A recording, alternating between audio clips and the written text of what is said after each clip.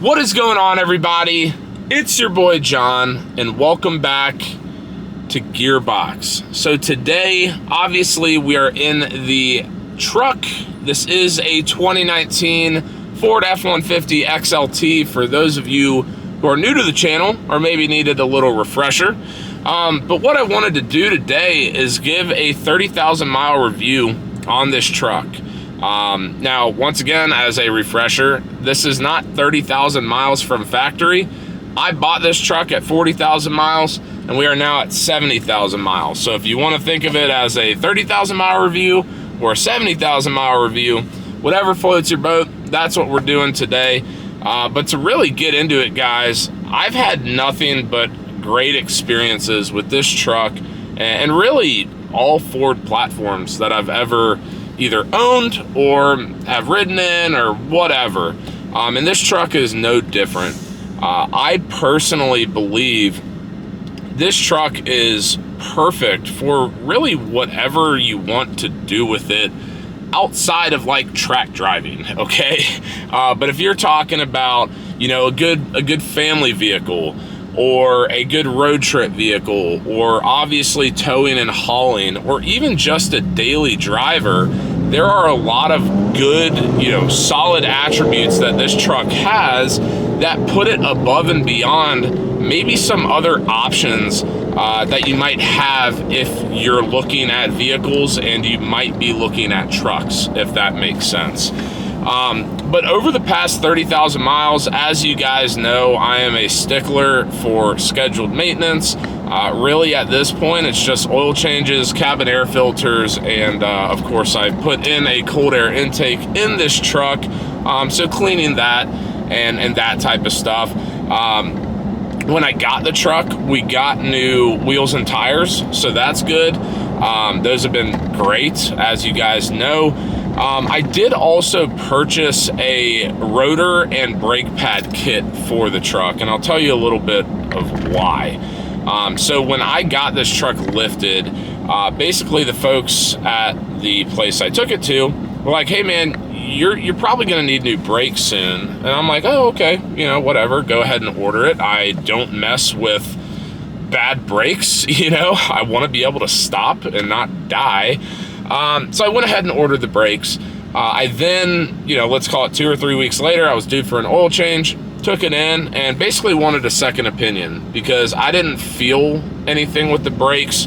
Obviously, I'm no expert, but I do know enough to get by from a mechanical standpoint.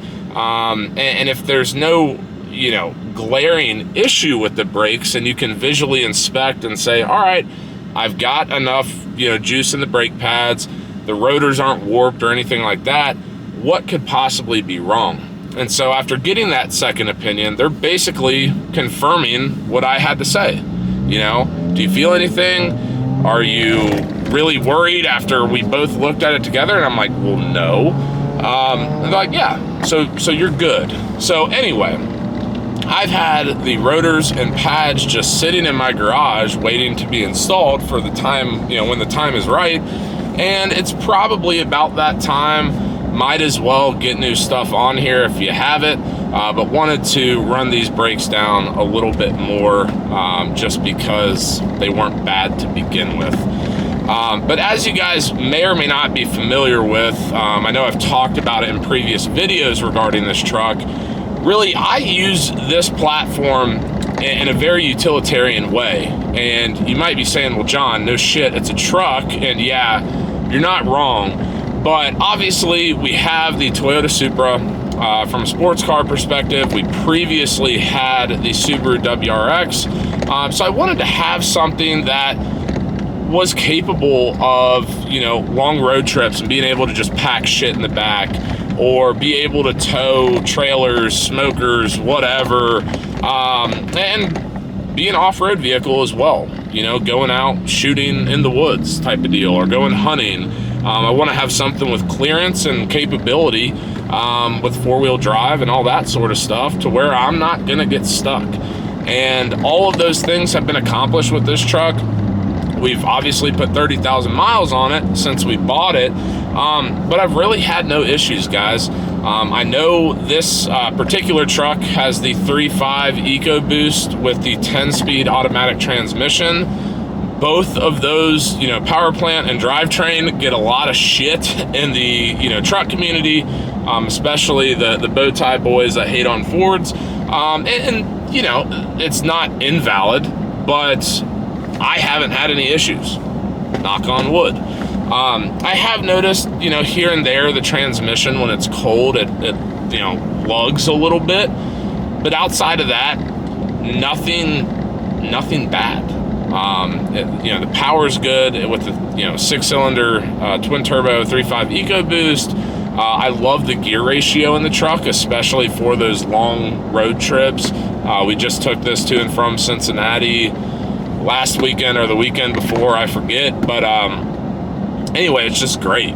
You can pack a bunch of people in here, throw a bunch of suitcases, duffel bags, what have you, and you still have more than enough room to be comfortable. And I know if there's anyone in this world that appreciates that, it's not necessarily me, it's my wife, because when we go on road trips, I'm driving and she's right there sleeping.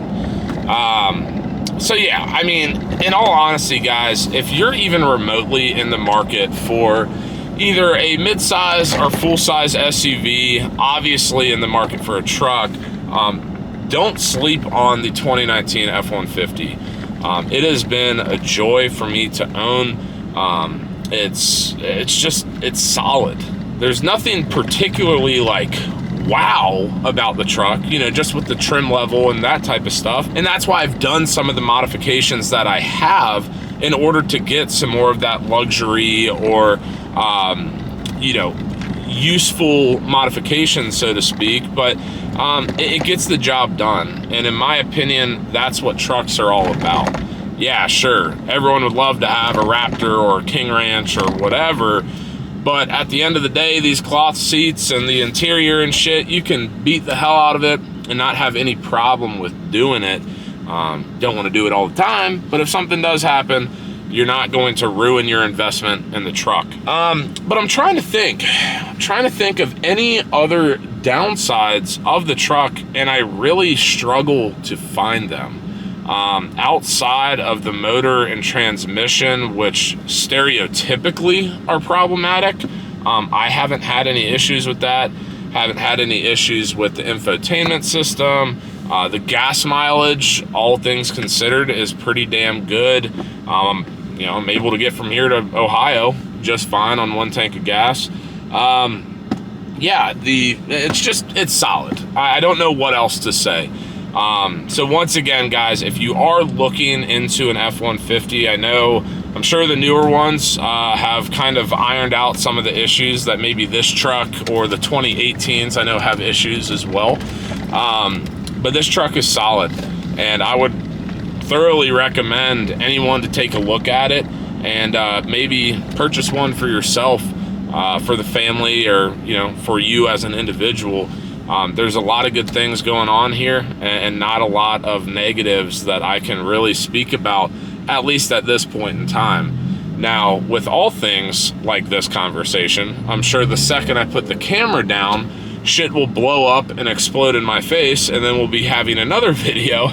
But that's where we're at the current point in time. So, ladies, gentlemen, I appreciate you coming back to another episode of Gearbox. As always, if you have any questions or comments on the F-150, please drop them in the comment section down below.